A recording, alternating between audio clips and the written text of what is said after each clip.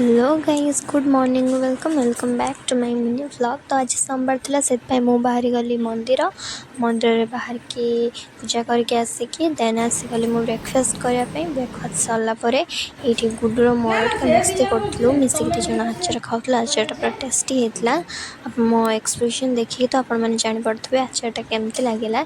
जो मैंने आचार खाया पसंद करते से कमेंट करेंगे। तापर मुझे शोई पड़ी उठिक देखला बेलू वर्षा हो पूरा रास्ता घाट बुड़ी जाता। यहाँ आम घर पाख नुह टिके डिस्टेंस आम घर ये बुलूले गुडुर मोर मिसिकी आम टे भ्रमण बाहर देन ये गुडु मत प्रिंसेस ट्रिटमेंट देवाई ट्राए करूला से फ्लप हो गला। से मो मुंडे जिते ट्राए कल फुल लगे से फुलटा जमा भी रही।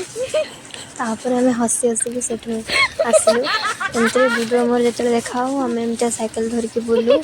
तो मु गुडू उपर रागिक आगे पलाऊली। पुणी गुडू मत मन कि ये सैकेल नहीं जाऊला। तो मुझे तो सैकेल बसिक नहीं पारे। देन मुझे लंच करनेली। लंचटा भी टेस्टी थी। मो मन पसंद सब आइटम होता। तो माँ बापा मुझे 3 जन जाक मिसिकी लंच करूँ। देन आसिक मुझे गोटे चॉकलेट खाईदेली। तापर मु टीवी देखली उठिकी देखला बेलू माँ चाट बनई। चाट खाइली। चाट भी पूरा टेस्टी होता। बढ़िया लगुला चाटा। तापर कृष्णा दीदी मोर मिसिकी आम चलो मार्केट रजपाई किसी शॉपिंग करार। तो मु आगे ये ममित कार देखे जाऊली।